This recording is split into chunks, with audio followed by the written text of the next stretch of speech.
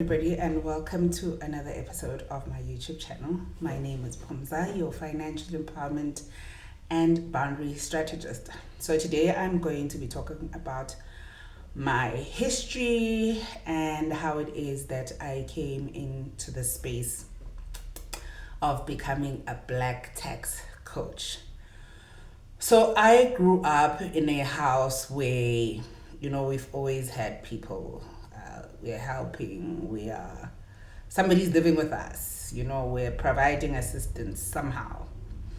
And sorry, as far as I can remember, my mother has always taken care or provided some form of support to her elder sister, Umamkulwam.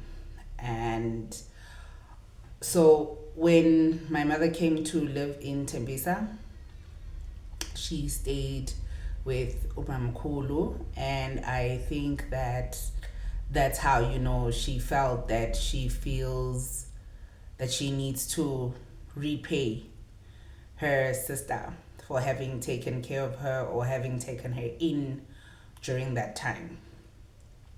But Umamkulu then stayed with my grandmother and my uncle. And yes, back then I could understand why my mother had to assist financially. I mean, she's living with the mother and the brother, whom I think Malume was autistic, but he was never diagnosed. So she assisted her sister back then financially, with her kids. My aunt had boy children. At home, we are two girls, and my mom had a firstborn who was a brother, and he passed away. So my parents only had one boy child, and he passed away. So it's just my sister and I. Fast forward to years later, my grand passes away, and then they all bury my aunts, which is my mom, her two sisters and their brothers. They bury their mom. And I remember when one of my uncles got sick, he was staying here in Benoni. He went home, and my mom went home to take care of him. Even during his funeral, she was there, and she was the one making sure that things, were organized. And even then, she wasn't well. But in any case, she went. And later on, when I started working, my niece, who is which is Mamkulu's granddaughter, whom she raised, because the mother just abandoned her. She called to say, Auntie, could I please have money for Nike sneakers for my farewell? And I said, well, I don't have money for sneakers, but I do have money for registration for you for next year. So next year, since you're going to tertiary, let me know when you find space anywhere, and I will fund your registration fees. Now everyone is upset at me, because why am I not giving this child money? It's not as if I don't have money. I think, if I'm not mistaken, my aunt called to say, but why am I not giving, her granddaughter, why am I not buying her sneakers? It's not as if I don't have the money. And I thought, well, this is some entitlement. No, I decide what I do with my money, and I'm saying I am not buying sneakers, period. And I didn't. Come the following year, I then asked, but ma'am, it's towards the end of January.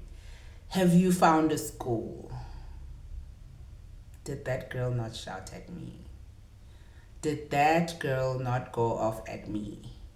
And I thought, okay, well, if you're upset about the Nike sneakers, you didn't get them, and you're definitely not getting my registration money, because you're not telling me what it is that you're doing. You're not even telling me whether you found a school or not. You're just, being upset and going off at me.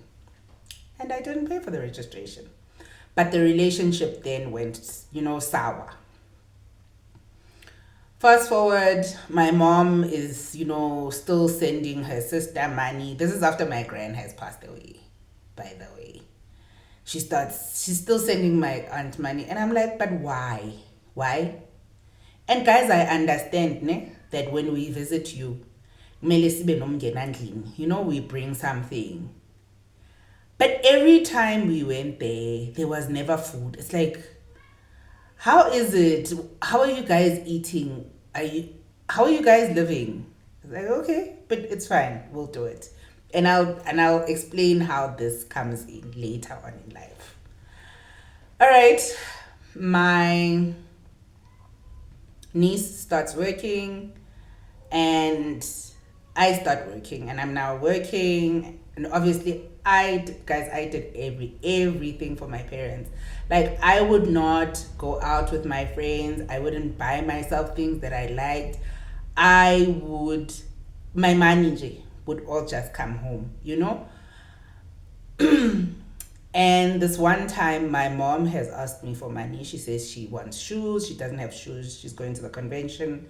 She doesn't have shoes. Okay, send her money for shoes. Then she calls me in the same month or the following month. No, I want to buy shoes. And I said, no. You called me just the other day. You asked for money for shoes. I gave you money for shoes. Why is it you're calling me again and asking me for money for shoes? Which shoes now? Did you not buy shoes, ma'am? No, your mom Kulu called and she said she needed money. I said, no, there's no way. There is no way that we are doing this. All our lives, we grew up you taking care of Mam Kulu. Yes, she lived with your mother. I understand. Your mother passed away. You continued. Her children now, what are her children doing? No, but her children are deadbeats. And I said, so whose problem is that? It's my problem now that her children are deadbeats. I said, what about the granddaughter? No, I said, no, there's no way that we are going to be carrying other people's weight. It's not happening. So I said, from now, I'm stopping the cash. No more money. I'm no more giving you money because seemingly there's too much money. You've got too much. You don't even know what to do with it. That's why you go around giving it away. You called me asking me for shoes. I gave you money for shoes. Kanti, it's not for shoes. You're asking money for your sister. So it's not happening. Did she not lose it? Yeah, I can see. You hate my sister. You hate my sister. And I said, oh, yes, I hate your sister, ma'am. I hate your sister so much because all our lives, your sister has been a burden to us. I hate your sister. I am not going to give you money for your sister. No, it stops today. It stops today. If it means I don't want to give your sister, then I hate her. By all means, I hate your sister. That's it. But I'm not giving any more money. No, it's not happening. When are people going to learn to be responsible? Why must we be the only ones who are responsible and taking care of everybody? Who takes care of you? Fine, we fight, and people who know me will tell you that I used to live in the Western Cape. I would call home every day. Every day at the office, I would call my parents. So my colleague says to me, hey, you're not calling home anymore. What happened? I'm like, my mom is upset, She's angry because I don't want to give her money. And I said, I'm not going to do it. He says, yeah, but be nice to your mom. I said, no, but I've been nice. I'm being very nice. She can't now want to manipulate me by saying I hate her sister by not giving her money. It's okay. Time goes by, and we start getting along again, and she now starts understanding that I will not be giving you money. Whatever it is that you need, I will buy for you. And we will make sure that we go through an audit to assess whether you have this thing or not. Because, guys, my mom is very smart. My mom, she is so smart. Hey, I don't have this. Let's go buy it. And then you buy it and then she returns it. No, it didn't fit me well. Da da da da. Okay, so what did you do with Mnani? Hey, hi. Hey, now nothing is coming out. Oh, you send it to your sister. Okay. So now we're going to start doing an audit and see whether you need this thing or not. We're going to fit it. If you don't need it, leave it here at home. I'll wear it, Mina. I'll wear it because clearly when now you don't need it. Okay. Then time goes by. During COVID, my aunt gets sick. So this is after my uncle passed away earlier. Yeah, earlier years, my uncle passed away. Now Mam Kulu gets sick during COVID. And she says no. So my aunt's children, her two daughters, they say they're gonna go and take care of Mam Kulu. I think it was the one though. And she says, no, I'm not going to have my sister being taken care of by that girl. They won't take care of my sister. And she goes on. I say, but you can't take care of your sister. How are you going to take care of your sister? You yourself, you're not well. You're not well, ma'am. You can't take care of your sister. You cannot. You don't have the capacity to do it. You and daddy live alone. It's not as if there's somebody there helping you. And she says, no, I'm going. Off they go. By the way, at that time, my aunt's eldest son is now back at home. He's divorced. He's back at home. They get there, and this is where the Mgenandlini now comes in. They get there. I mean, they don't have any groceries. It's not every day where we're going to have money to buy groceries. And why are we buying groceries? We're here today. We're leaving tomorrow morning. We're here to fetch a 6-person. They get there, and I kid you not, they don't dish up for them. I wasn't there. My elder sister was there. She was the one driving my parents down. So my elder sister has always had a soft spot for Umam Kulu. So if my mom couldn't get anything out of me, she'll always go to my elder sister. Yeah, Mom Kurwako, she needs this, da da da da. And then, my sister will give in. I was like, I'm not playing that game. And they don't dish up for them. Oh, my mom was livid and she was so hurt.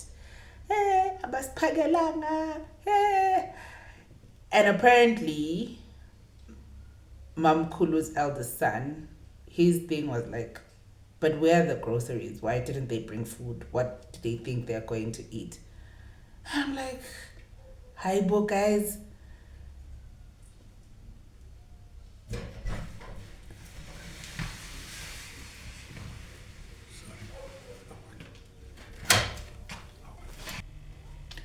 It's fine. They don't give them food to eat. But she comes back with Umam Kulu. Now, they took Umam Kulu to the doctor, and the doctor says Umam Kulu has got pneumonia. Umam Kulu is in a bad state, considering her age and her health. She was just not doing well. I mentioned that my parents lived alone. I'm not here. My sister is not here. So they are all alone. They stay with Kulu until she gets back up on her feet. But taking care of Kulu is like taking care of a child. She's now literally messing on herself, and it was a whole thing. So almost every day they're doing laundry. What she's got on, the clothes that she's got on, the sheets, everything is laundry every day. Never once did either of my cousins come here to either clean just for the weekend. Nobody's asking me to come during the week. To come just during a weekend. To come and do laundry and clean the house. Fine. I suppose my mother, that's what my mother wanted, because she wanted to take care of her sister, and they said, well, let her take her and go and take care of her. My aunt gets well, she gets back on her feet. As soon as she leaves, my mother gets sick. Who needs to come back and take care of her? Me. I'm now taking leave to come and take care of a person whom I had told, don't do this. You do not have the capacity to take care of Mamkhulu. You can't. Your health is not well. Wena nje ngokwakho awukho right. No, didn't listen to me. Okay, fine. She comes back and she's now not well. I come back, I'm taking leave. I think I was home for 2 weeks. I'm now taking care of her until she's well. Ask me if any of my cousins are calling to find out how their aunt is doing. Okay, I'm not even going to say did they come. They couldn't come with their own mother, with their own aunt. They didn't come. So why would they worry about my mom? But also there's that thing of they can take care of their mom or whatever. Like, okay, fairly, I'll take care of my mom. I mean, she's nobody else's responsibility but mine. Even though my mother feels her sister is her responsibility. I'll come back and take care of her. Fast forward, my aunt's health deteriorates, and now she gets really sick. There was a point where she was hospitalized and she was amputated. And I called my mom and I had a conversation with her. I said, you cannot do it. You cannot do it. You can't take care of Mamkhulu. I know you love your sister. I know it comes from the right place.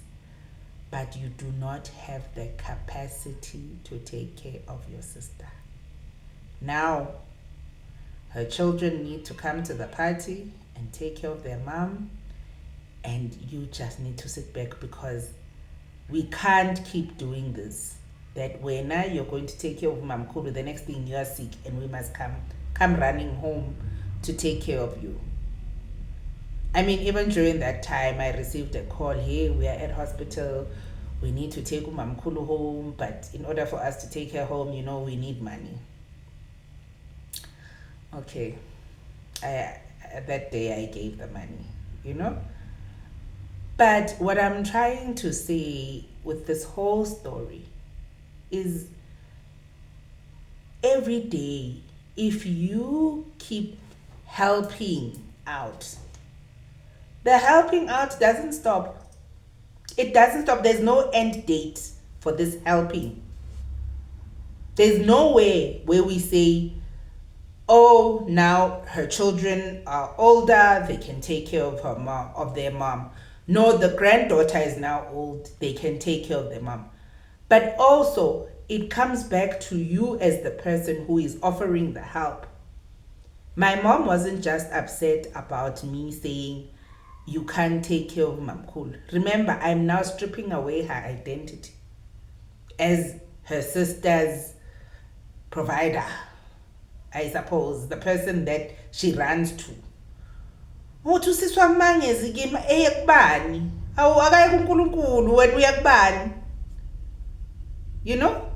You know how parents will always say, I know my friend's husband said to me, Mama used to say, oh, Modimo tla etsa plan, Modimo o tla etsa plan kwena.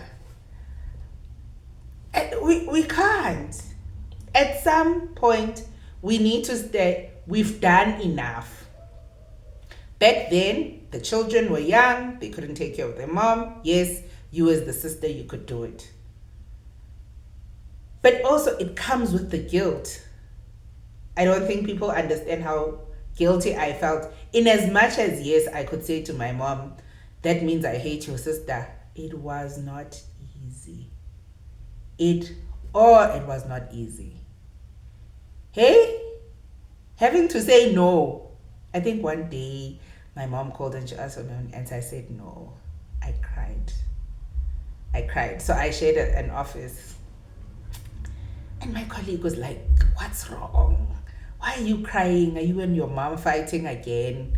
I said, no, we're not fighting. I've just said no. And it pains me. It really pains me to say no to my mom. Like, I feel so guilty. And hence I always say to my clients, guilt is a sign that you're doing something different, something new, not necessarily something wrong. You are doing something different, something new. So you will feel pain, like discomfort. This thing is not comfortable. It's not natural. I mean, I'm used to giving you money. Why now? I think she also felt the same way, because I mean, whenever we would go to KwaNdebele, we're always, abantwana bakasesi, lo waseCarltonville, yay, niyamnakekela umamkhulu wenu, and everything else. And I thought, I don't want that title. I definitely do not want that title. And whenever they saw my mom, yo, sesi siyabonga, And I mean, it also gives you a sense of pride, and it also creates a perception around you to say, hey, we are Caesar, don't stop. We see what you are doing. And now you think, hey, if I stop doing this, what will people think of me? What are people going to say about me? But what are they saying about the ones who are not taking care of her? What are they saying?